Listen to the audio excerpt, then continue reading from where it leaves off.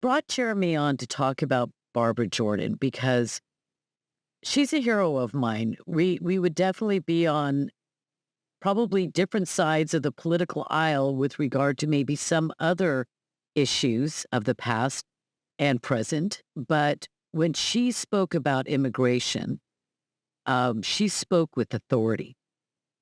And beside the fact that her voice was enough to make you stop and just listen to anything she ever said. But that woman, and I don't know the rest of the people on the commission, so I don't know how brilliant and wonderful the whole commission was, but she brought something to that commission that is sorely needed. And I want to go into that commission, what the recommendations were. And I want you to begin first by telling us more about BarbaraJordan and how she plays into today's politics.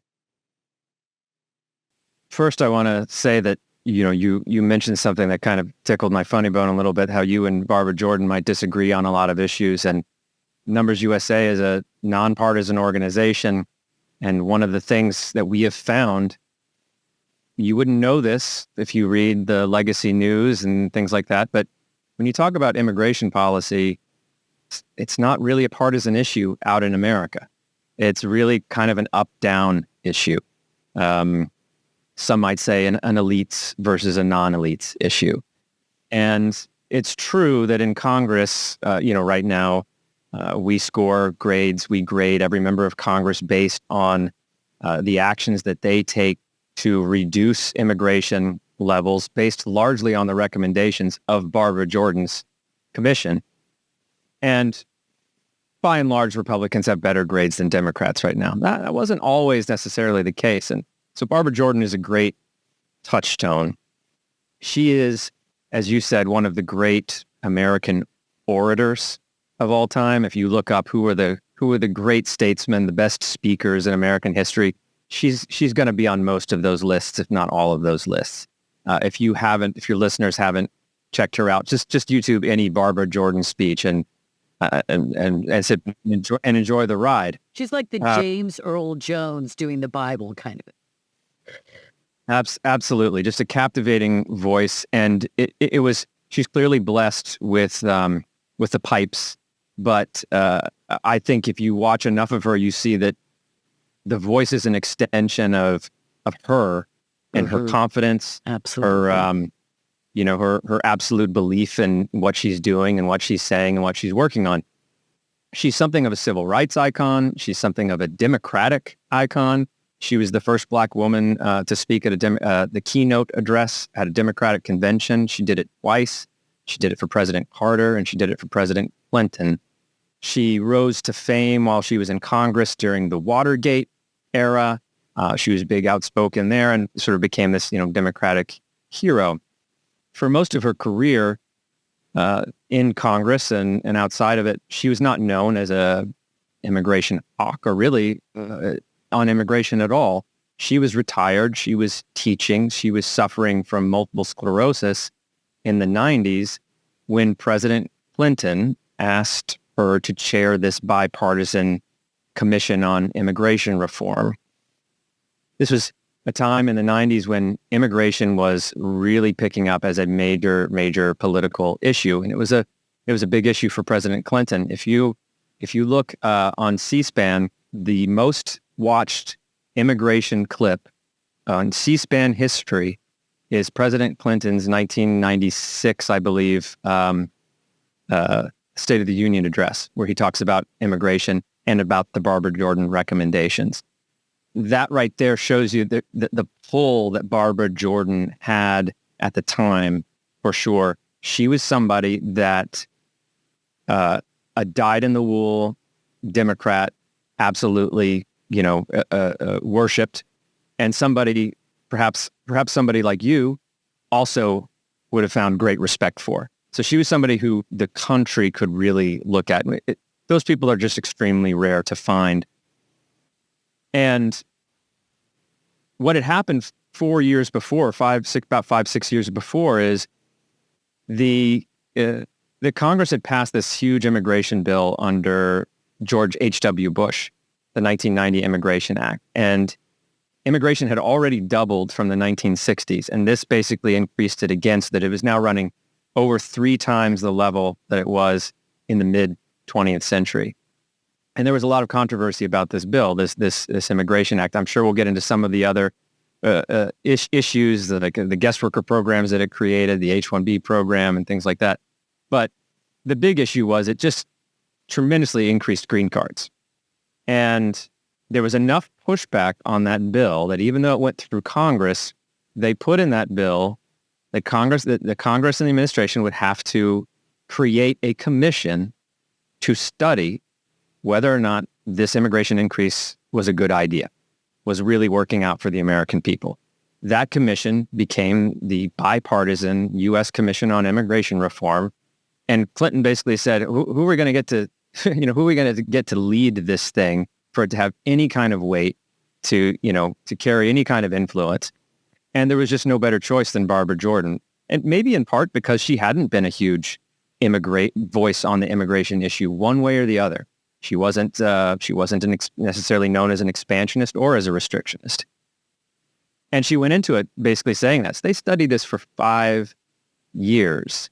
And the founder of NumbersUSA, Roy Beck, my father, testified for the commission, not to overstate his role whatsoever.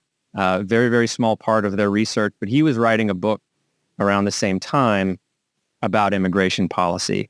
His book came out around the same time that the Jordan Commission, as it was commonly known, issued their recommendations, and their findings, conclusions, and recommendations lined up pretty well. BarbaraJordan carried such weight that the commission recommended cutting immigration by about 1/3 at the time. What it would be today is more like a half, like cutting it in half of what we have today.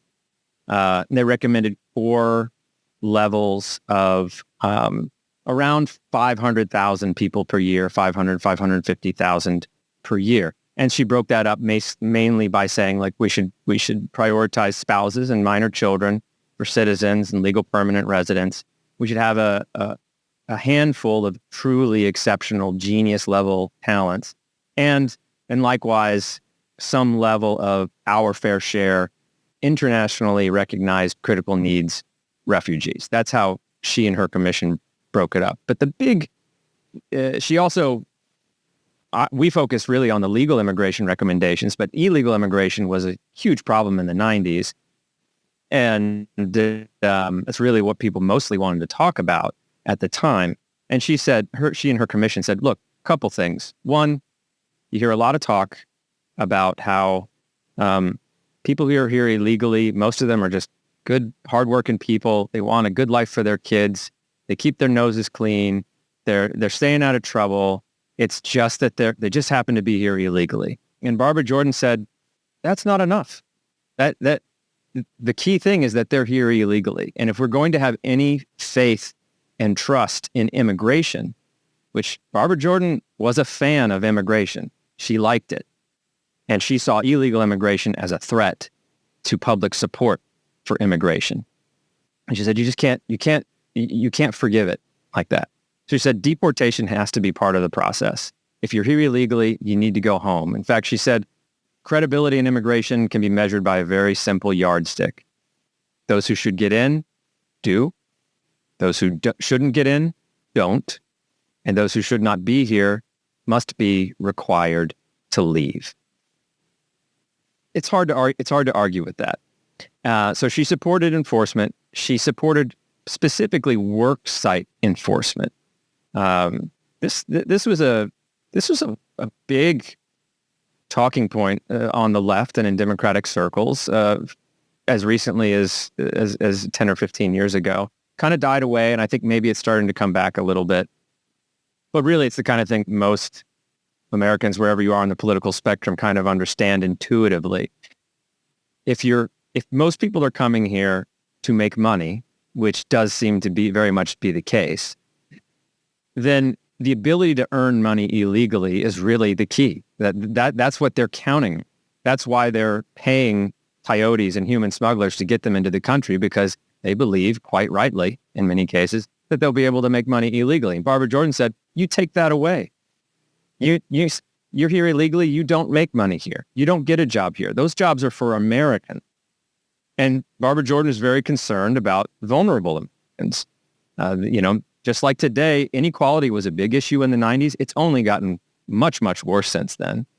And she said, we need to be making it easier for Americans to get good paying jobs, not harder. And illegal immigration is a big part of that. Immigration enforcement is a big part of that. So that was one half of it. But the other half, the huge significant part, at least at the time, were the cuts to legal immigration. And it may surprise some people who don't know the story that President Clinton said, I support this. Let's cut it.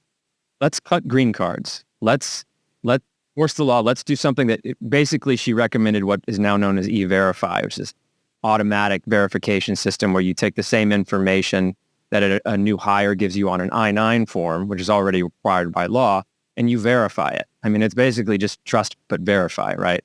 That way, if somebody gives you a false Social Security number, you get a ping back from Social Security Administration that says this name and number doesn't add up. That person is 2 years old. Yeah, something like that. Exactly. Can't drive heavy machinery. So Jordan, Jordan, who grew up during Jim Crow, lived through the Civil Rights era, first black woman elected to Congress from Texas. I think first black woman elected to the Texas State House and then to represent Texas in the House in Texas. I mean, she lived through quite a period of American history and knew very much what it was like to face obstacles to economic opportunity. And that was really a major driving force behind why she, in particular, but her mission in general, arrived at the conclusions that they did. They wanted an immigration policy that served the American interest, the national interest. As I said before, he was a big fan of immigration, but she said it needs to be regulated so that it serves Americans. It's not a service system for the rest of the world. It's a system that's meant to benefit the national community. And she was very big on that language, the national community. She felt like she was not a black American, not a female American. She was an American. That was her house. Her house was America, and she wanted to take care of her house and the people in her. She used that language, didn't she, of the house? Yes, absolutely. That's not a direct quote, but certainly she specifically referred to the national community often. She also said, she did also talk about how she wished we could get away from, at the time, hyphenated Americans was a very, it was sort of coming into fashion and vogue, and she resisted that. Who's to say where she would stand on that today? But at the time, she said, look, let's just be Americans. That's our national identity. The video that we're going to play here in just a moment, I do want to just read it out so we can comment on it. The clip is Barbara in her gorgeous, authoritative voice. The commission finds no national interest in continuing to import lesser skilled and unskilled workers to compete in the most vulnerable parts of our labor force. Many American workers do not now have adequate job prospects. We should make their task easier to find employment, not harder. The Commission finds no national interest in continuing to import lesser skilled and unskilled workers to compete in the most vulnerable parts of our labor force. Many American workers do not have adequate job prospects. We should make their task easier to find employment, not harder. Paid for by Numbers USA. Now, first point I'd like to make about it and then throw it over to you is, have the arguments, has anything changed in this debate since the 1965 Act, since 1990, since 1996, I think when the commission was commissioned, since the report came out afterwards, nothing has changed. All of the arguments are the same. vulnerable parts of our labor force do not have adequate job prospects, and we should make their task easier to find employment, not harder. This is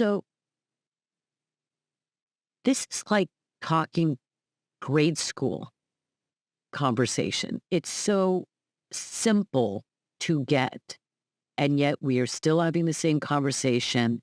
The people of America are not part of the, we can gripe about it, we can talk, we can be polled about it, and we can have someone like the great BarbaraJordan come out with this commission and present it and have it approved. I just read the New York Times article on Bill Clinton approving it, the commission's recommendations. I think that was from 1995, so the commission must have come earlier. And we're still having the same conversation, and the American people are not at all involved in actually the decision-making. It's sad but true, and it goes back to what you said before about her being such a unique figure. The tragic ending of the story that we've been telling here is that BarbaraJordan died in 1996 before Congress could vote. And almost as soon as she died, you could see the politicians start to back up.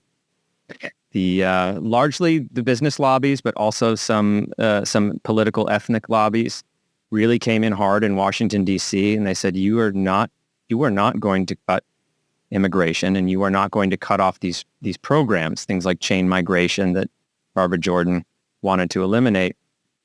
And the result was you got kind of a good but a watered down immigration enforcement bill that created the E-Verify system, but made it voluntary, which we're still dealing with the repercussions with that for that 30 years later.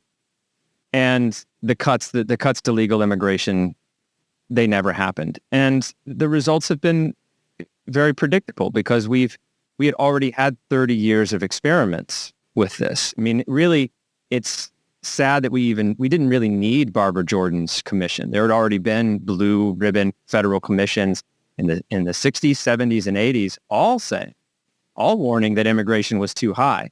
But none of them had a leader like Jordan at the head of it. She was the difference maker. And her loss, if she had this is pure conjecture, but if she had lived another year, I believe we would be living in a very different country, and we would not be immigration would not be the number one or number two issue deciding our presidential elections the way that it is today.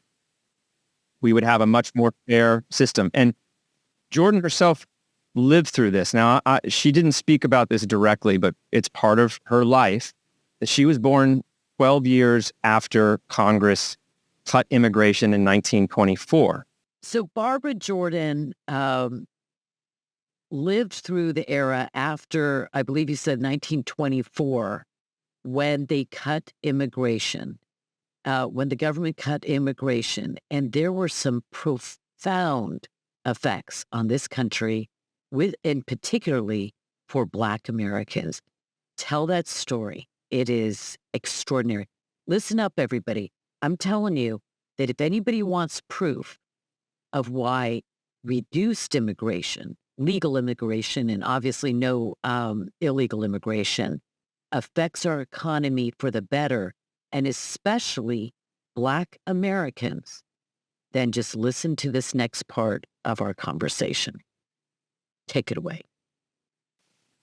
BarbaraJordan grew up in the 40s and 50s, and she was born in the 30s as the Great Migration was coming to a head, building up steam. This is the Great Migration of Southern Blacks moving from former slave states up into the industrialized North. Some of these were former slaves, but most of them were descendants of slaves. And they were moving off of these plantations, some of them for the second time, because they had started to, a second or even third time. There was an initial push after the Civil War, after the Emancipation. And then there was a push during World War I, which we can get back to in a minute. But during this mid-20th century, millions of people moved into the cities, into Los Angeles and Chicago and New York and Baltimore. And it wasn't just Black Americans. There's also a lot of poor white Americans. But nobody, the impact was most profound among descendants of American slaves. During these decades, white American men had their incomes grow by more than 2.5 times. Black Americans had their incomes grow by several times more than that. It was huge swelling into the middle class. This is, when we talk about the American dream is you work hard, play by the rules, you can own a home, take care of your kids, maybe send your kids to college. This only became true in the middle of the 20th century when most Americans actually became middle class. And the Black American middle class was the backbone of this surge into the middle class. Nobody benefited more. And remember, this is before the Civil Rights Act. This is before the Civil Rights Movement, the Voting Rights Act. The political equality was not there, but the economic mobility was full steam ahead. This is the world that BarbaraJordan grew up in. She was coming into her prime during the Civil Rights era, where the leaders of the Civil Rights Movement took the economic gains of the earlier decades and parlayed that into political and social gains. This is basically fulfilling the vision of Booker T. Washington, who said, if people will value our labor, they will start to value our vote. And that came to fruition in the 1960s. And then Black economic progress declined. And BarbaraJordan worked in Congress during that decline. Yeah, go ahead. Okay, I'm sorry. Because I want to savor some of these moments, because firstly, I get chills when I think about it. I think a lot of Americans would agree with me that to have a strong, robust, huge Black middle class, Black middle class would be a dream come true. Because I see this, I don't know how to say it because I want to be accurate, but I think it is because we yearn for America to be the best that it can be. And the best that it can be is not to go and find more people elsewhere to come in and load up the country with economic burdens and push Americans out of jobs and keep wages flat as they've been for decades, because our paychecks get higher, but prices are going higher. And so wages actually go like this on a graph. We want America to be the best it can be for America, America first. And that is not nativist or anything else. And when I listened to Thomas Sowell talking about the gains of the middle class in Black America, he says it came all before the civil rights legislation. It came before the 60s. That's not when the great gains came with, what's the name of the civil rights legislation? The Civil Rights Act, 65, 66, the Voting 60. Rights Act, the Civil Rights Act. Yeah, okay. So it is the Voting Rights Act. So, yeah. Two different bills. Two different bills. It all came before that. The influx into the middle class. And then it began to decline. So I want you now to talk about that decline. First, take us back and flesh out a little bit more what this reduction in immigration achieved and just how that worked. When Congress reduced immigration in 1924, almost immediately, now the impact was people said, where are we going to get the workers? We were used to all of these ships coming into the harbors every day, dropping off new workers. This was how the industrialized North powered their industry.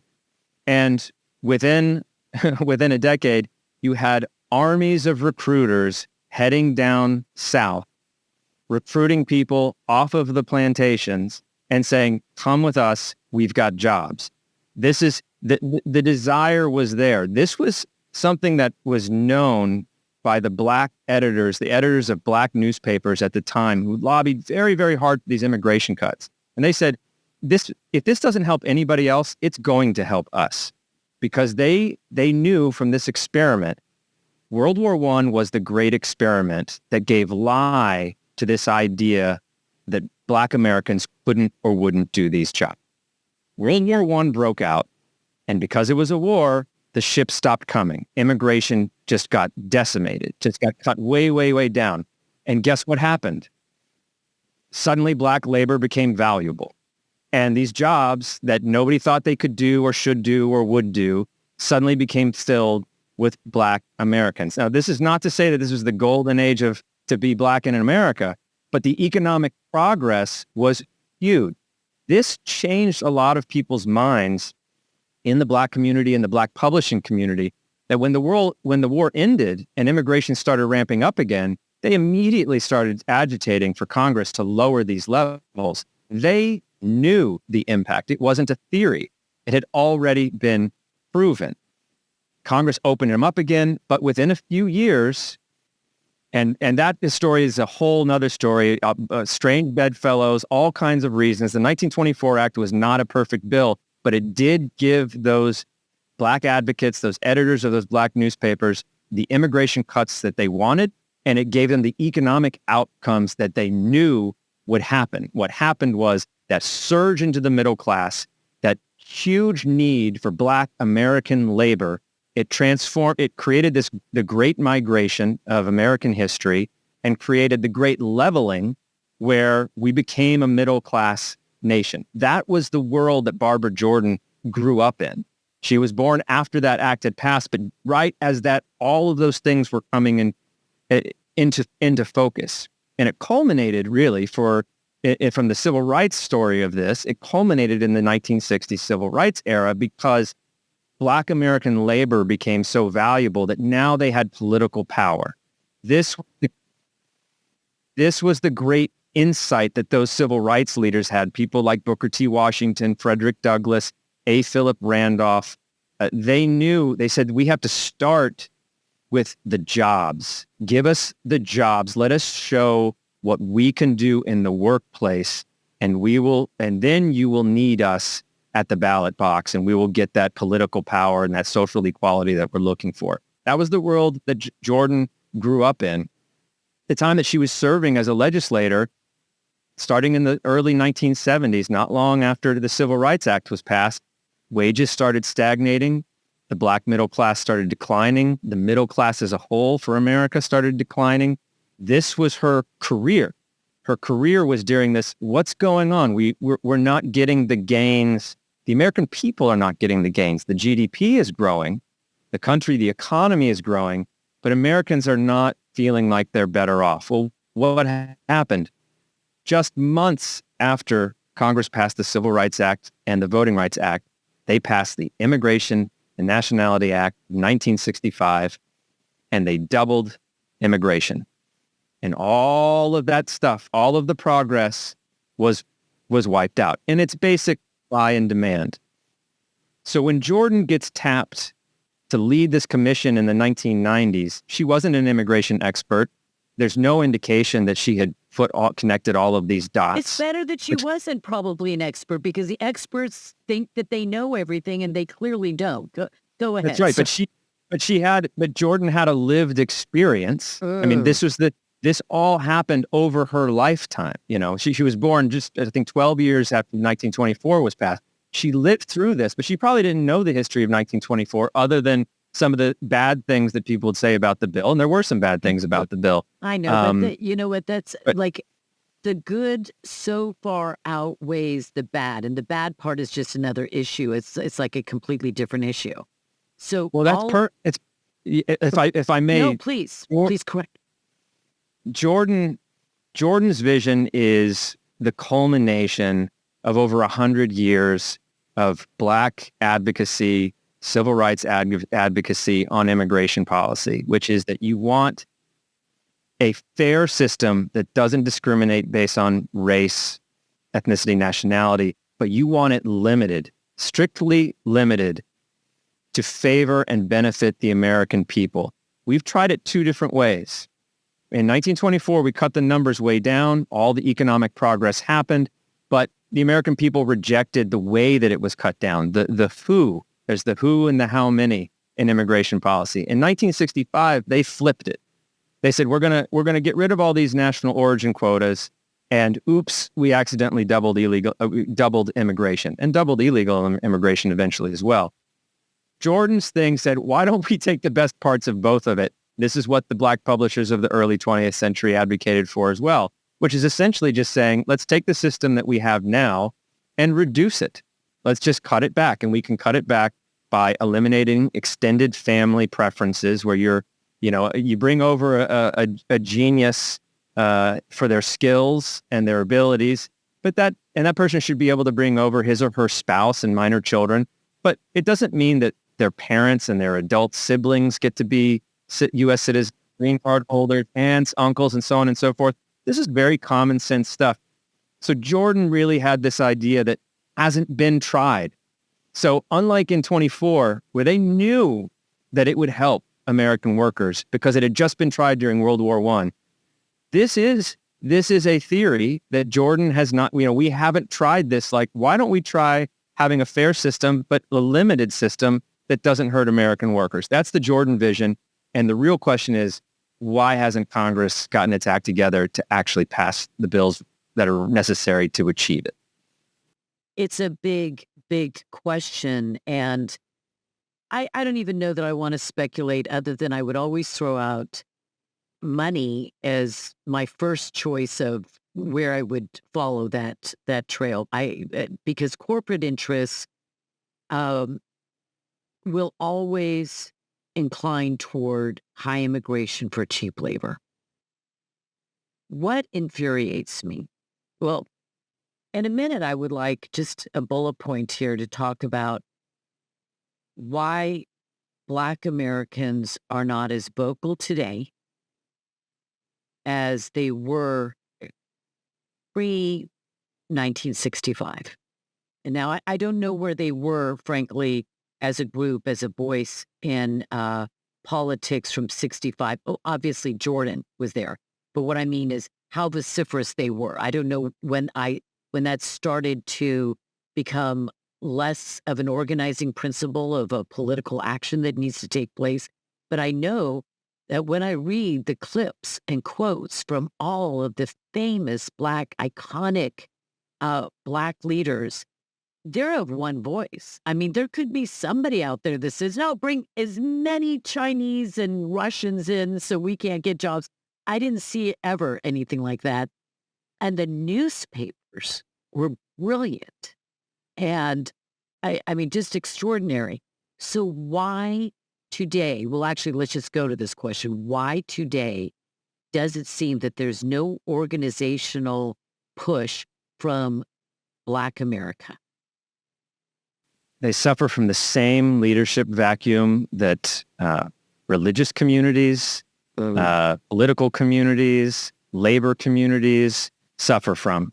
This is why I say that this is not really a left-right issue in America. It's really an up-down, top-down issue. There are probably better historians, able to answer this question than I am, but you had the Rainbow Coalition, this idea that all people of color have the same things at stake, and therefore, as immigration became a policy associated, I think somewhat there's some advocates who probably hold this very sincerely, and there's some who do it very cynically.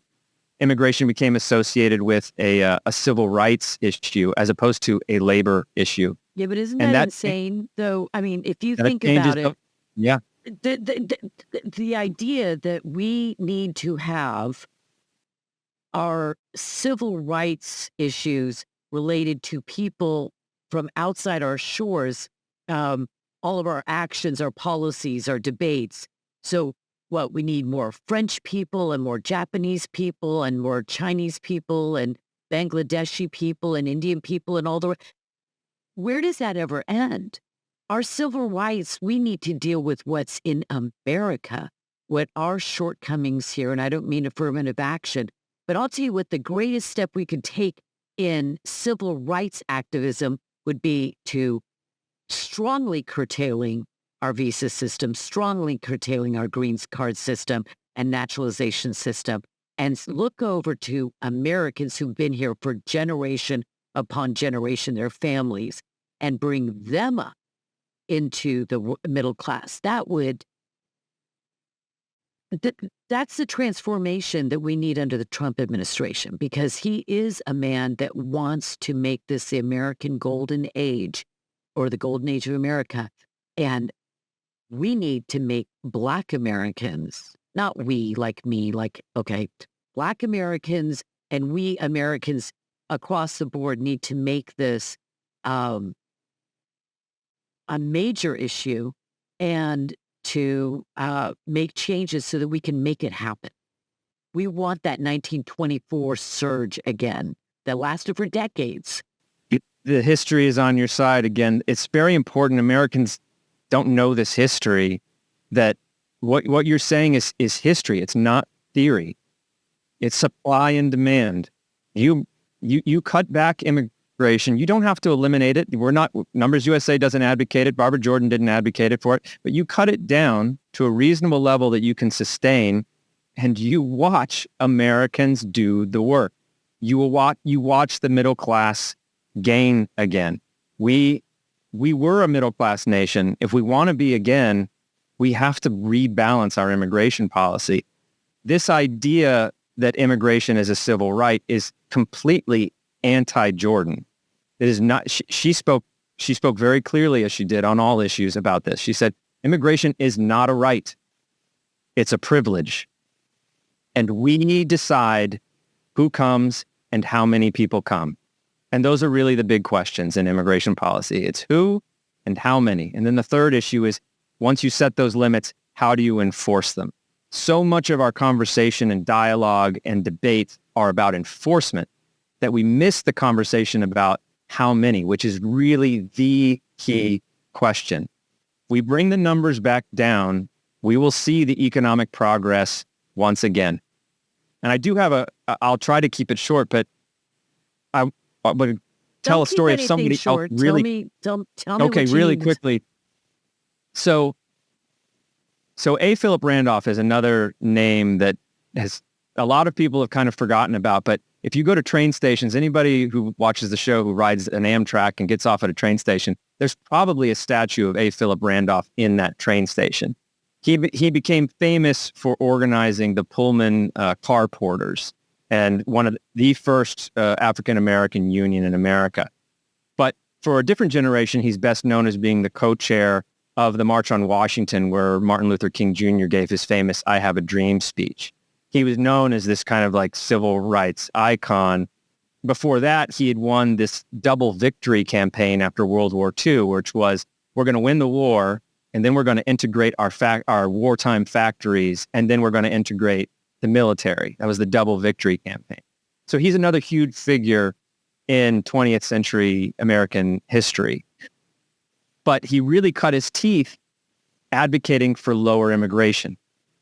He was young. When he was a young man, he was the editor of The Messenger, one of the most popular African-American newspapers in the country. And he was a giant when it came to advocating for lower immigration cuts.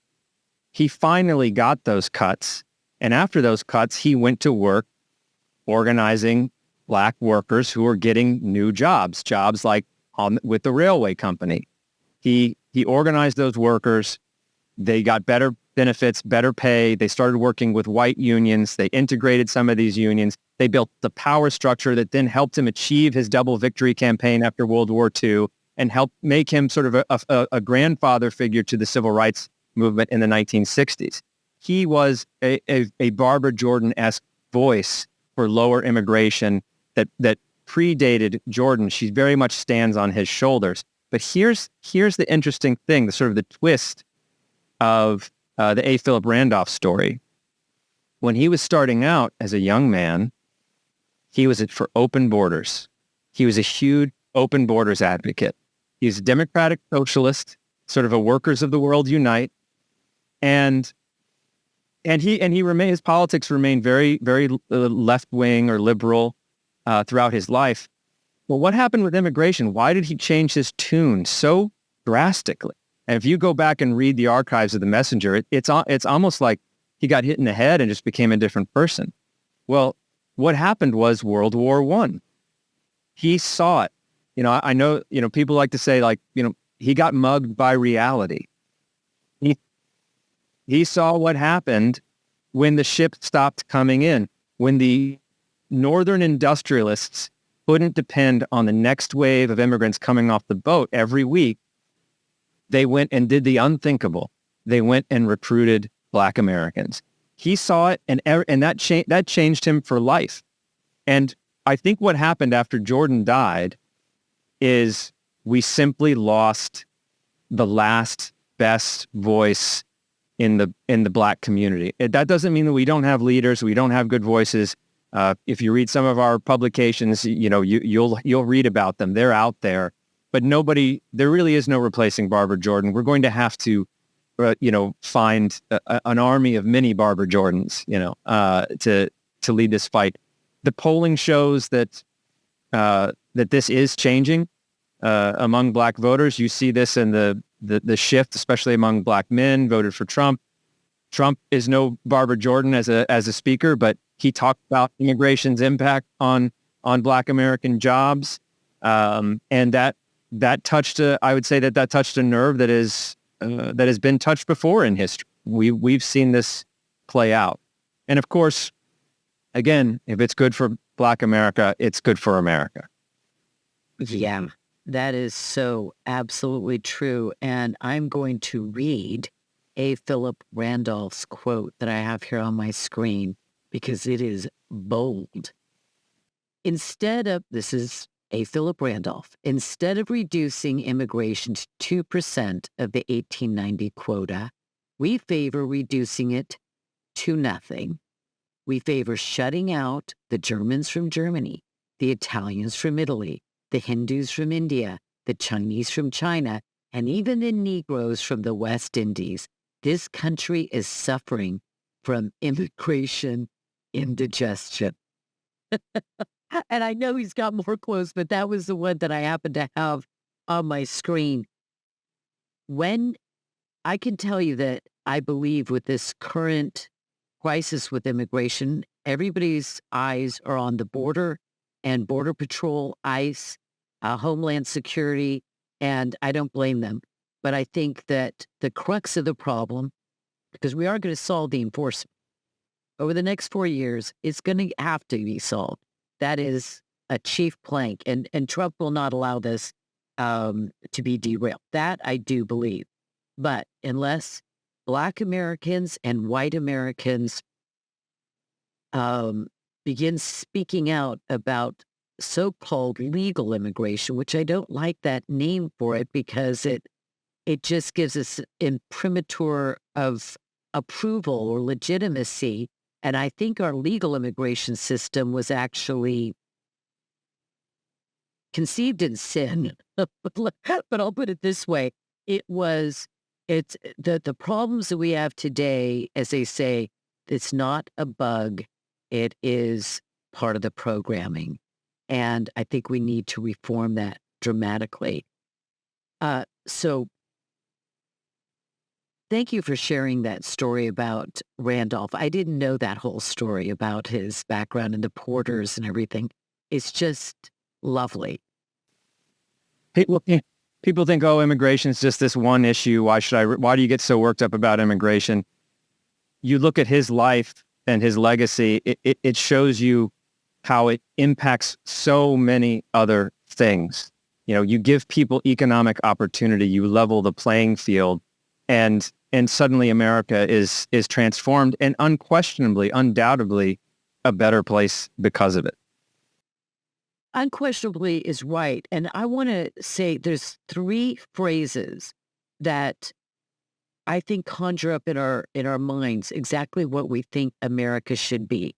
The American dream is a huge middle class. I'm talking about not just the individual, but America as a whole. It is also small town USA.